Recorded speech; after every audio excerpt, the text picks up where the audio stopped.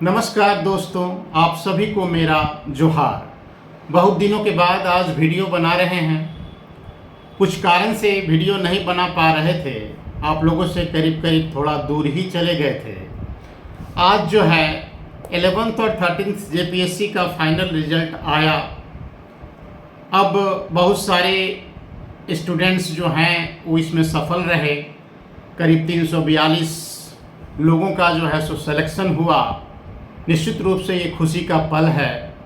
उन लोगों को मैं तहे दिल से बधाई देता हूँ। जो लोग सफल नहीं हो सके, निश्चित रूप से वो दुखी होंगे, निराश होंगे। उनको समझ में नहीं आ रहा होगा कि ये क्या हो गया, है ना। बहुत आशान्वित हो जाते हैं लोग जब इंटरव्यू से आते हैं अपने सिलेक्शन को लेकर के। लेकिन यह एक कड़वी सच्चाई है कि जितना रिक्ति रहेगा, अंतिम सिलेक्शन उतने लोगों का ही होगा।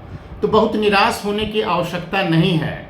ये मान करके चलना है कि फिर से मौका आपको बहुत जल्द मिलने जा रहा है। तो अपनी समस्त ऊर्जा को आप संकेंद्रित कीजिए और फिर से दोबारा जो है आप जेपीएससी के मिशन में लग जाइए, क्योंकि इस बार भी बहुत ज़्यादा समय किसी को मिलने नहीं जा रहा है।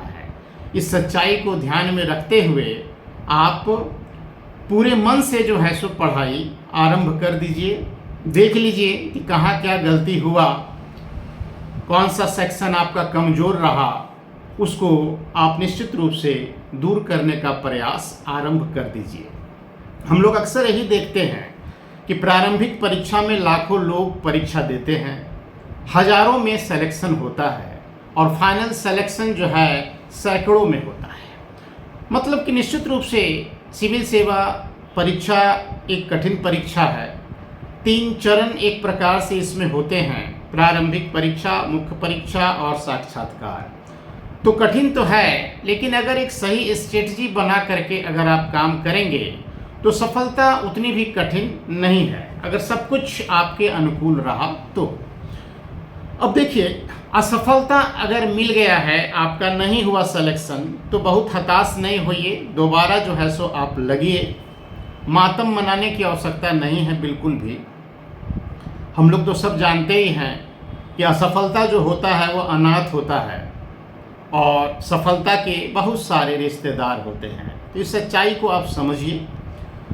अब देखिए कि 14th जेपीएससी का क्या न्यूज़ है, कब तक ये विज्ञापन आ रहा है, रिक्तियों की संख्या कितनी होगी, उस पर थोड़ी चर्चा हम लोग कर लेते हैं। तो देखिए, विज्ञापन जारी करने की प्रक्रिया करीब करीब पूरी हो चुकी है। विज्ञापन बहुत जल्द जो है सो आ रहा है और आप ये मान करके चलिए कि 15 अगस्त से पहले विज्ञापन किसी भी दिन जारी कर दिया जाएगा। मतलब कि करीब करीब 15 से 20 दिनों के अंदर 14th जेपीएससी का विज्ञापन आने जा रहा है। इसमें कहीं कोई किंतु परंतु नहीं है। अब परीक्षा कब होगा, तो परीक्षा ये मान करके चलिए कि नवंबर लास्ट वीक या दिसंबर फर्स्ट वीक में लिए जाने की जो है सो सूचना है।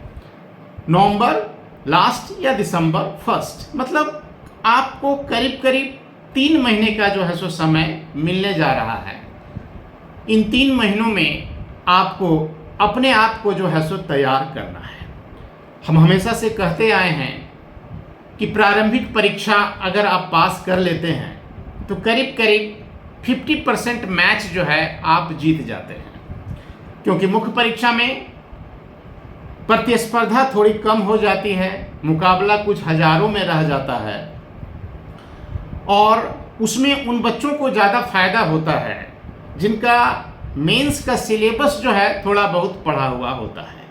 इस बार भी हम लोग देखें कि सिलेक्शन जिन लोगों का भी हुआ, तो अधिकांश लोग अभी तक जिनको हम जान पाए हैं, तो मुख्य परीक्षा के स्तर पर एक प्रकार से वो लोग तैयार थे, बहुत सारा चीज़ समझ रहे थे, जान रहे थे।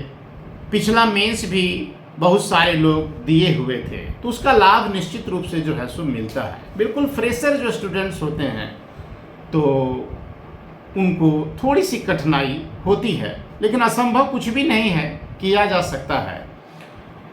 तो विज्ञापन बहुत जल्द आ रहा है। दूसरी बात कि सीटों की संख्या कितनी हो सकती है, तो जहाँ तक सूचना है कि इस बार भी सीट जो होंगी तो वो 350 के आसपास रहेगा, मतलब कि 300 से प्लस ही जो है सो सीट इस बार भी होगा। 3.5 के लगभग में इस बार भी रिक्ति रहने की संभावना है। तो अच्छा खासा सीट इस बार भी आपको मिलने जा रहा है, लेकिन समय आपके पास बिल्कुल नहीं है।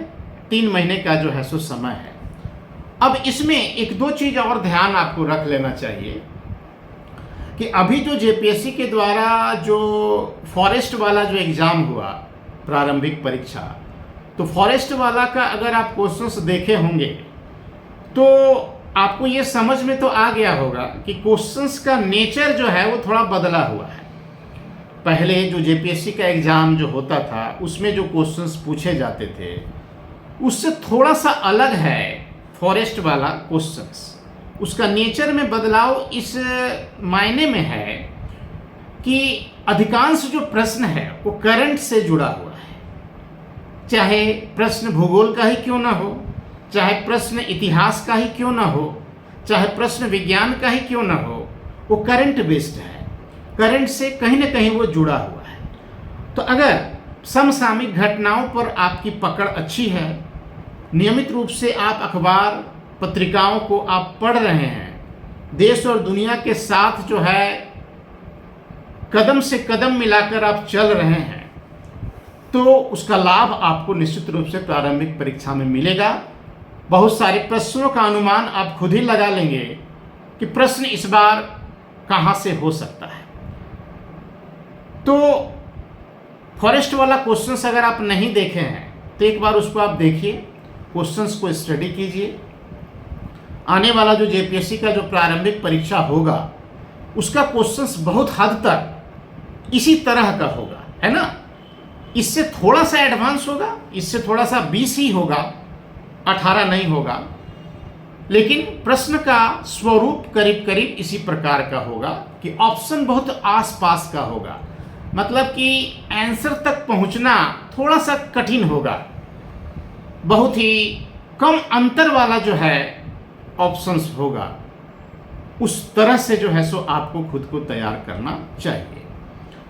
अभी समय है, आप सेल्फ स्टडी पर जो है सो ध्यान दीजिए। बहुत ज़्यादा इधर उधर भटकने की आवश्यकता मुझे लगता है कि नहीं है। अगर आप पहली बार परीक्षा दे रहे हैं, बहुत सारे बच्चे तो इसलिए परीक्षा में बैठते हैं कि चलो इस बार बैठ करके देखते हैं, कुछ एक्सपीरियंस होगा तो अगले बार जो है सो बढ़िया तरीके से हम करेंगे। लेकिन जो गंभीर विद्यार्थी हैं, जो 1-2 बार दे चुके हैं, परीक्षा में बैठ चुके हैं, तो अब समय आ गया है कि बिना इधर उधर भटके सेल्फ स्टडी पर जो है सो आप ध्यान दीजिए। टेक्स्ट बुक का जो है सो अध्ययन कीजिए, किताब का लाइन बाय लाइन जो है सो आप पढ़िए, चीज़ों को जो है सो आप समझिए। पिछले एग्ज़ाम के क्वेश्चंस को भी लगातार आप जो है सो देखिए, क्वेश्चंस कहाँ से किस तरह से पूछा जा रहा है, उससे आपको काफ़ी आसानी होगा।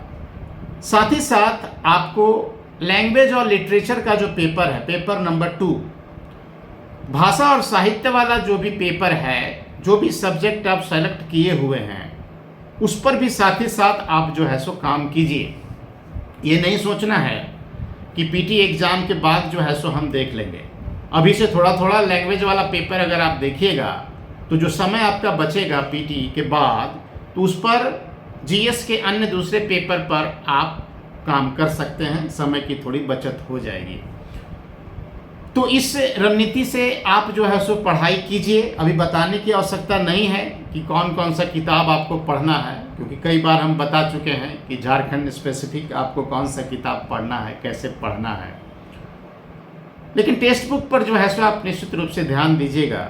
और एक ख़ास बात कि झारखंड का भूगोल जब भी आप पढ़ें तो झारखंड के भूगोल के लिए आप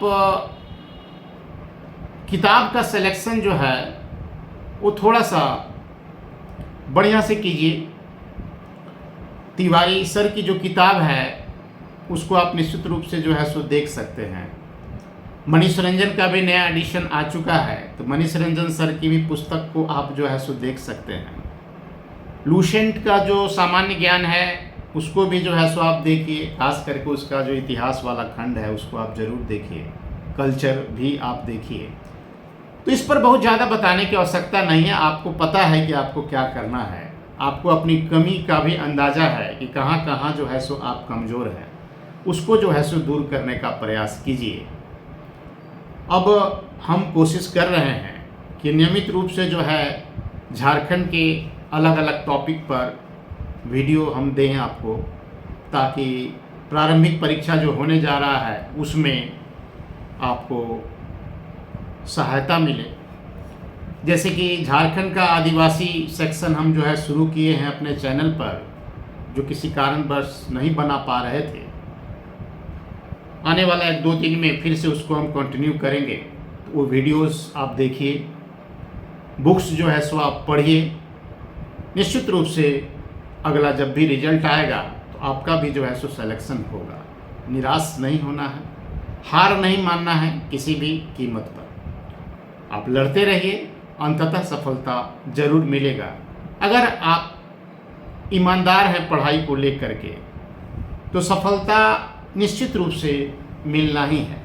क्योंकि हम हमेशा कहते हैं कि सरस्वती का सच्चा आराधक जो होता है वो कभी किसी का दास नहीं होता है। इसलिए अगर आप मेहनत करते हैं तो देर सवेर सफलता मिलना ही है। तो आज और अभी से आप लग जाइए। विज्ञापन बहुत जल्द आ रहा है। नेक्स्ट वीडियो में हम लोग फिर कोई नया टॉपिक लेकर के जो है सो मिलेंगे। तो आज इतना ही, धन्यवाद।